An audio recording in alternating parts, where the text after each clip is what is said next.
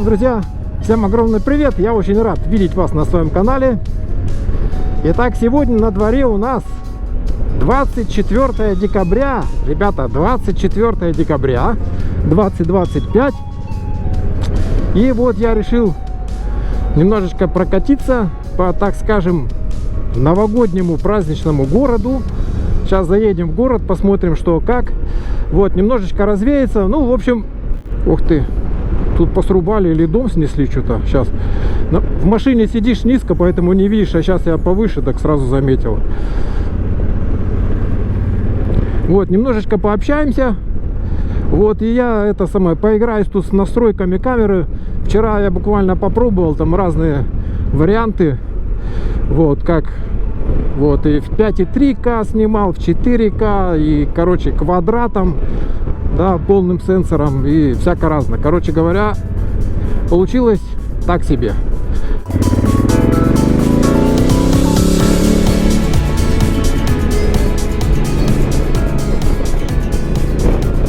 Так, значит, 24 декабря, друзья. Посмотрите по сторонам. Вот я сейчас немножечко прибавил экспозицию, чтобы не так темно было. И, значит, видите, что не так много нарядного. Вот, и это связано, я вам скажу, не с экономией, да, как обычно там что-то там, я слышал такую версию, что вот, люди экономят. Нет, суть не в этом, это как бы повсеместно так происходит, потому что, ну, есть ряд причин. Одна из причин, то, что людям некогда. Именно время сейчас ускоряется, и как бы люди что-то не успевают. Это действительно заметно. И просто как-то вот не до этого. Да? Вот посмотрите, ну почти ничего такого. Всегда здесь все было наряжено. Всегда. Вот. А сейчас, ну, совсем чуть-чуть.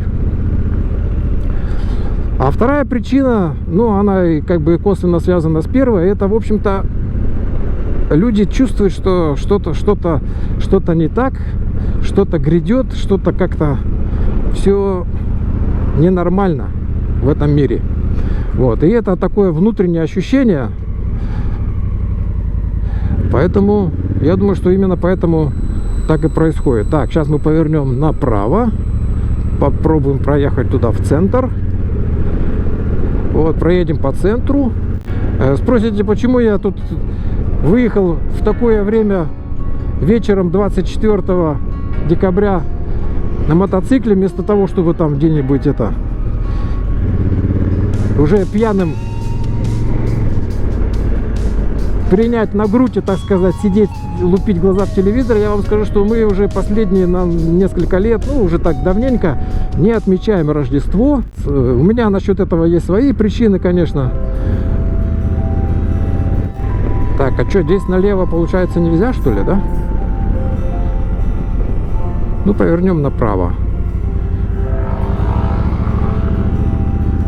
А, тут налево можно. Я смотрю, тут перекрасили.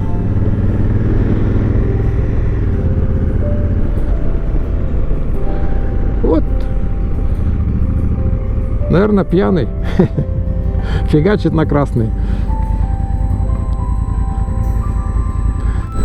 Так, ну вот здесь тоже, да, ничего такого я не вижу, светящегося, обильно светящегося, по крайней мере. Ну, там здесь вот в центре города у нас проходит Вайнаксмаркт или Кальтемаркт, так называемый. Там нормально, но очень такой маленький, наверное, в 2-3 раза меньше, чем обычно.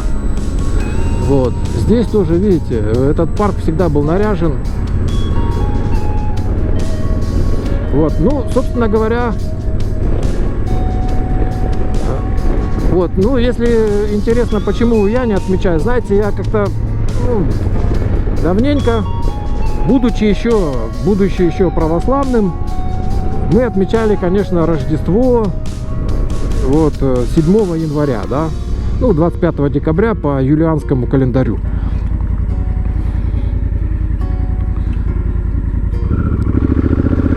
Вот, по юлианскому календарю, получается, 7 получается по григорианскому, да, и я занялся этим вопросом как-то думаю, какой же календарь все-таки правильный, да? Мне было это интересно, я начал разбираться. Но, как всегда, получается, что если ты начнешь разбираться, то выясняется, что вообще правда, она вообще в другом месте находится. Что не то неправда, не то неправда, да?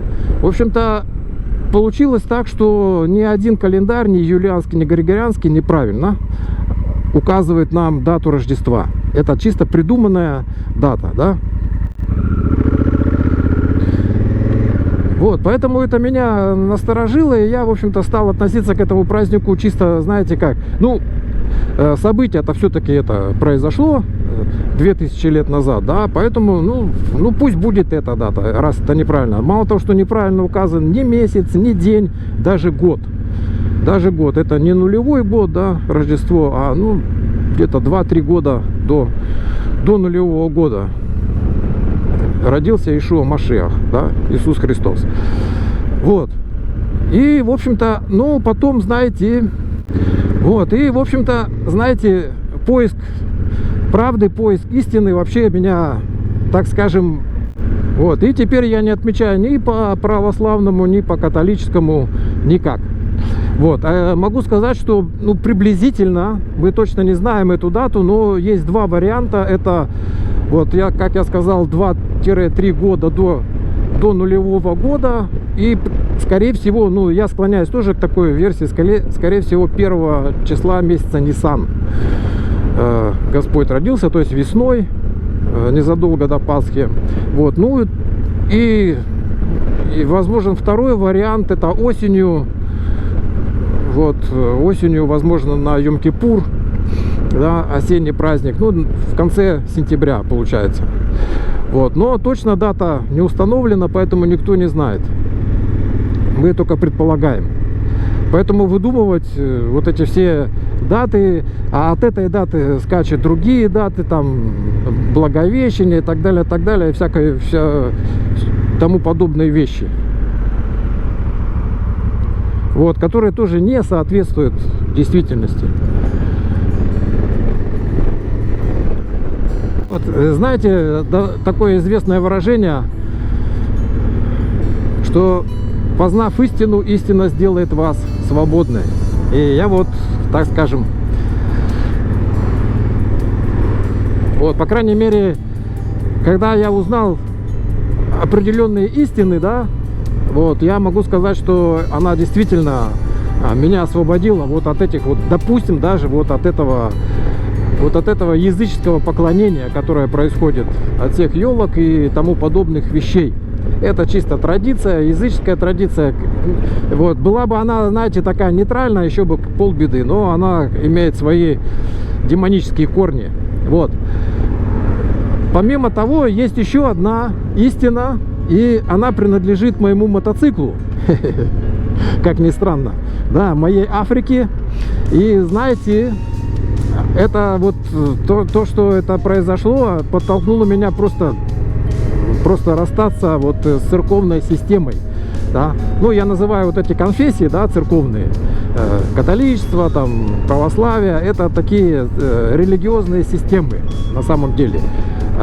Почему? Потому что легко это даже понять, что один и тот же текст используют и те, и другие, но совершенно разные, получается, конфессии, да? Получается так, что если один и тот же текст понимается по-разному, то, соответственно, на этот текст смотрят тоже по-разному, да?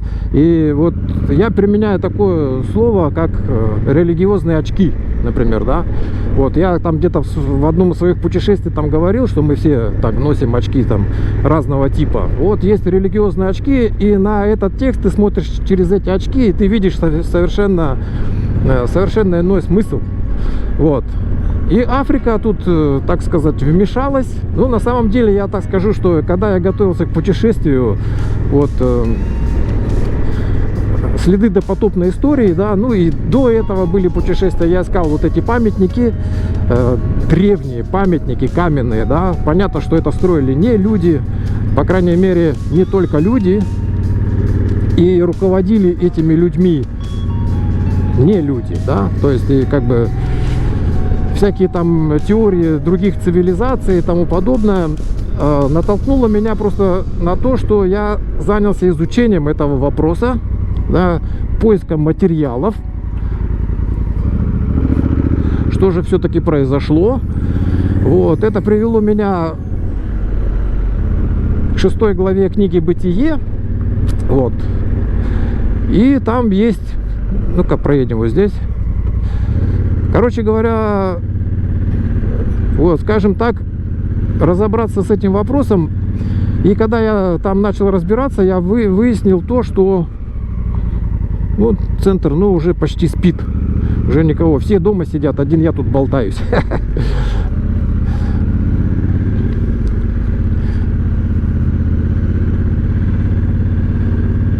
Вот, выяснилось то, что, в общем-то, все эти религиозные системы скрывают очень много, или где-то умышленно скрывают, где-то, может, просто уже это так традиционно сложилось, и именно так они смотрят на это все.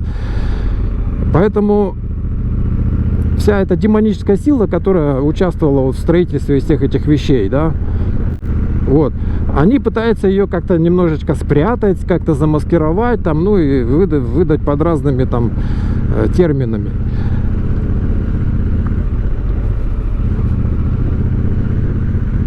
Вот, ну и в конце концов получилось так, что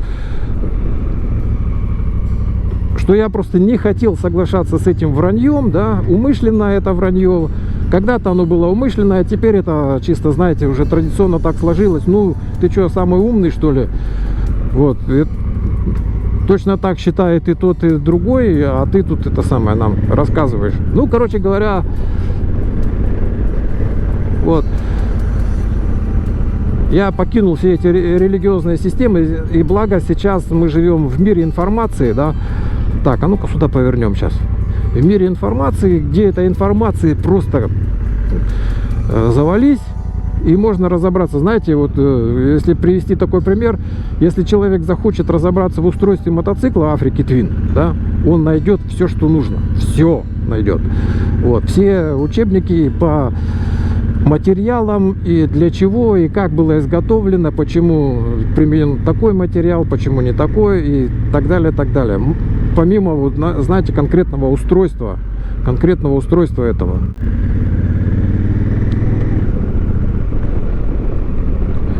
Вот. Поэтому, ну, все, этот центр тут засыпает, все по домам. Поэтому вот так.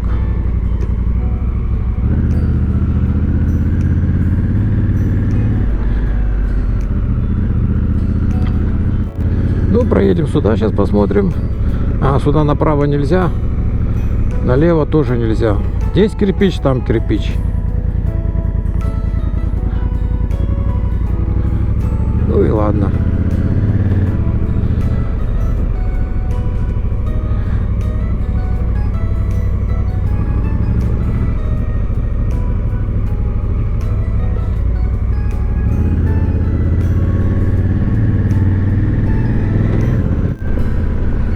Вот, мы бы могли поговорить, конечно, на эту тему так глубоко и откровенно, но я так думаю, что не стоит этого делать, потому что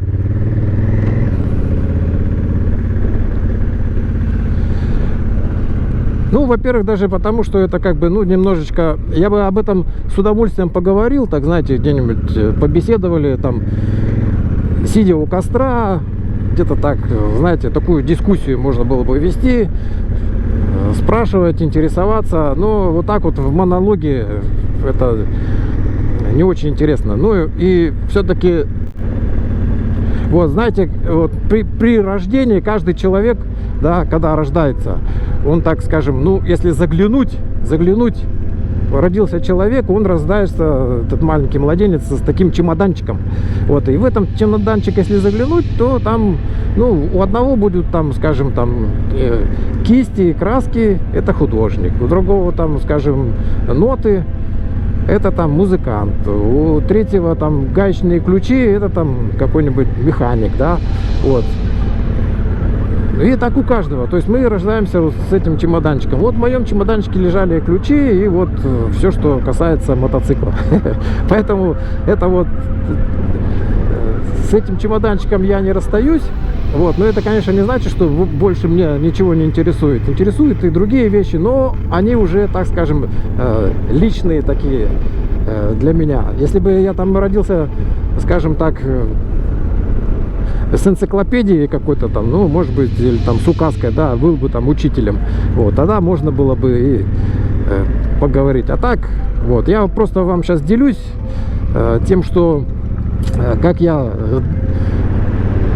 докатился до такой жизни. Вот тут, кстати, вот этот вокзал, да, я тут однажды отправлялся в путешествие в Финляндию. И вот здесь загрузился, доехал до, по-моему, до Гамбурга, поезд с мотоциклом, а там дальше я потом на паром и тогда в Хельсинки. Вот эти вот вагончики, вот эти, да, они тут цепляются, он тут формируется, поезд. Вот. Ну, ерунда, мне не понравилось. Он ночью идет, утром туда. Получилось так, что я, короче, весь день просидел дома, но если после работы, да, вечером заехать, тогда может какой-то смысл в этом есть. А так я весь день просидел дома, дождался поезда, загрузился на поезд, всю ночь ехал, значит, туда приехал, да, в этот, кто он, в Гамбург, и потом туда приехал утром рано, а этот самый паром был там почти уже ночью. Опять я туда доехал до этого парома еще весь день. Короче говоря, потерял только время и деньги. Лучше бы я отправился бы так. Но это вот в моем случае. И больше я никогда не пользовался этими поездами. Вот лучше я этот день потрачу и проведу на колесах. Вот, так что... Вот, ну сейчас тут уже выезд из города, сейчас повернем направо.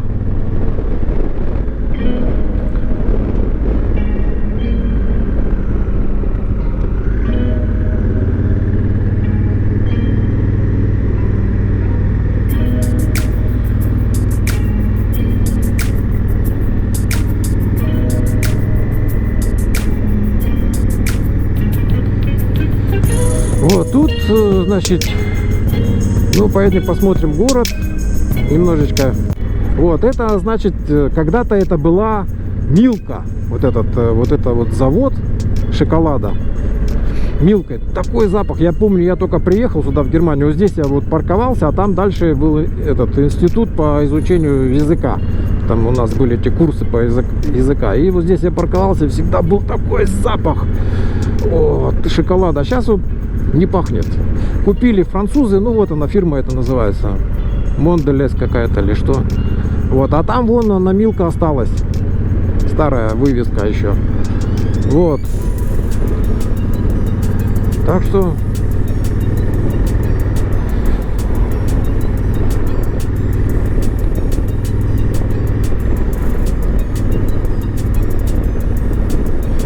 да, и вот он, вот это справа, вот это здание, и буквально вот здесь был ИФОС, так называемый, там проходили курсы. Помню, вот здесь вот у забора стояли, там на паузе, на перемене, да. Разные мысли в голову приходили тогда. Вот, это все тут построили новое, целый квартал.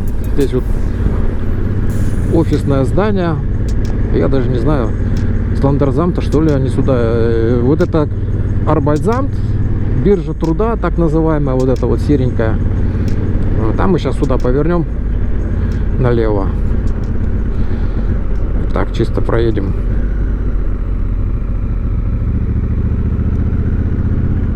Вот.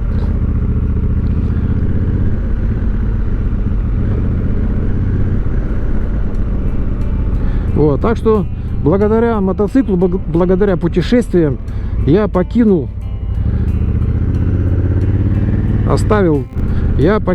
эту религиозную систему под названием православие, вышел оттуда, ну, как вышел, просто сказал мне до лампочки и все. Вот так. Вот это отель. Совсем, когда его пандемия началась, его должны были заканчивать, и там что-то кризис как раз вот этот разразился, никуда нельзя же переезжать, выезжать, и, в общем, обанкротился он, и новый владелец появился. Вот, сейчас вроде тут, сейчас не знаю, как дела, вот.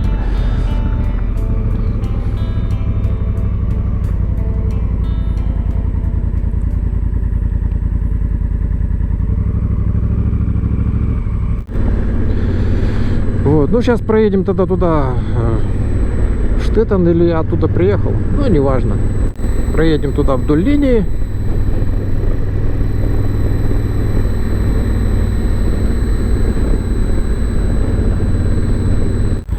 Я могу сказать, что я сейчас за последние, наверное, 3 года изучил материала больше, чем, наверное, за 30 лет православия. Потому что там вот в этих очках сидишь, смотришь на литературу, ту, которую тебе там как бы подсовывают, да.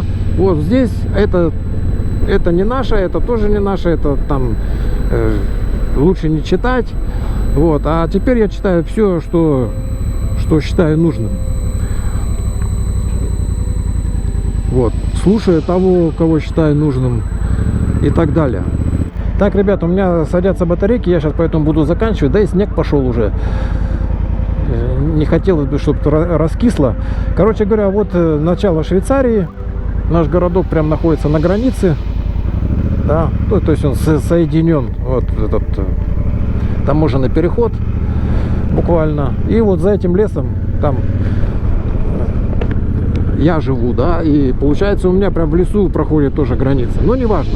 Это просто так слово. Сейчас я изменил настройки в этой камере. Поставил вот этот квадратный. Сейчас сенсор снимает полностью, да, квадратом. Квадратный сенсор снимает квадратом. И мы потом немножко это кропнем. Ну, или там кадрируем, как правильно сказать. Посмотрим, что из этого получится. Вот. Интересно, какая будет разница. Сейчас... Та камера, которая у меня на шлеме, я не стал переставлять, потому что это надо шлем снимать, а здесь я быстренько переставил. Вот, сейчас включил подогрев рукояток. Вот, ручки начали согреваться хоть чуть-чуть, а то уже это замерзли. А сколько градусов? 5 градусов. Плюс 5. Ну, где-то, ну, на самом деле, по-моему, градуса 3. Вот, я на телефоне смотрел, было 3 градуса.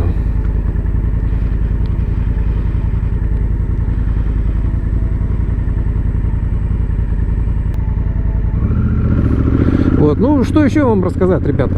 Вот, сейчас просто я именно поэтому поговорил вот на такую тему, да,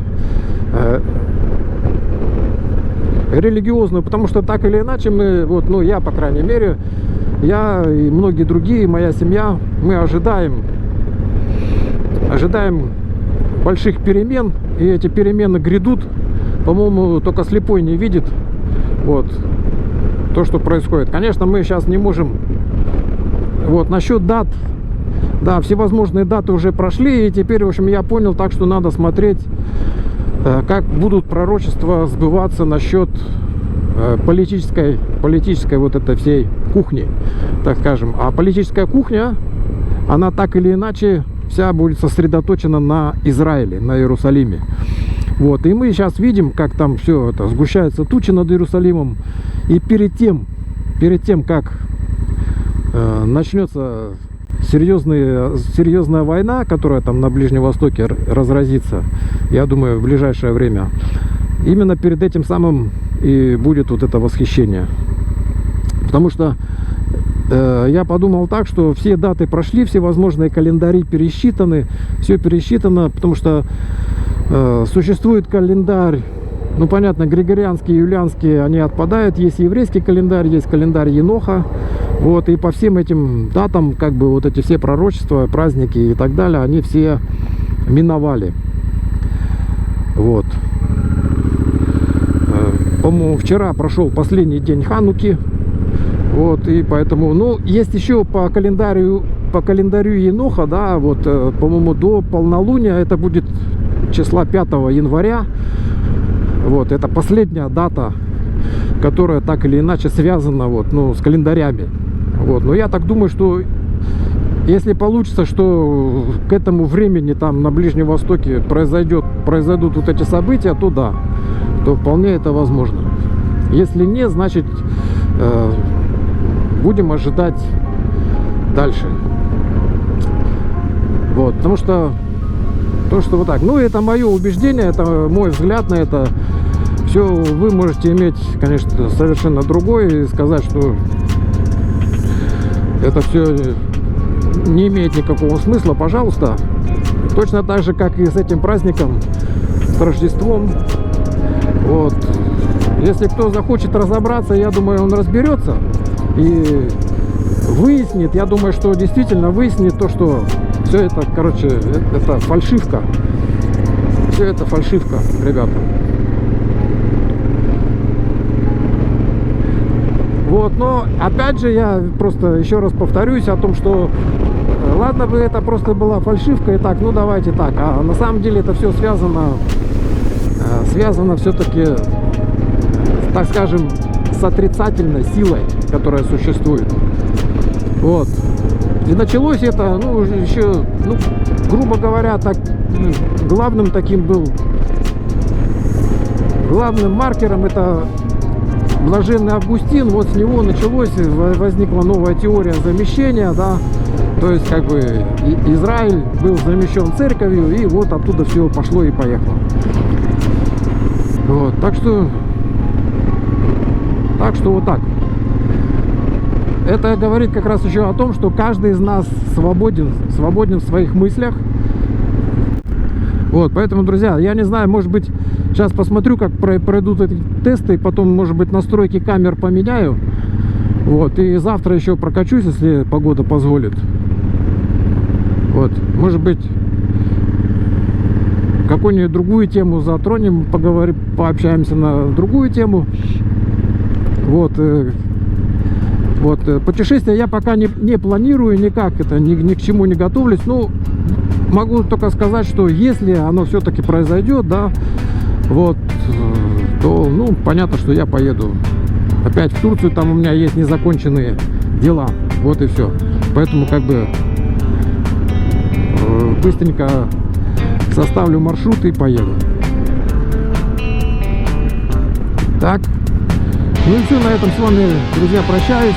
Сколько гостей понаехало, будут отмечать. Вот, а я сейчас пойду тогда займусь как раз монтажом вот этой серии. Ну а там посмотрим. Так что хороших всем праздников. Пока.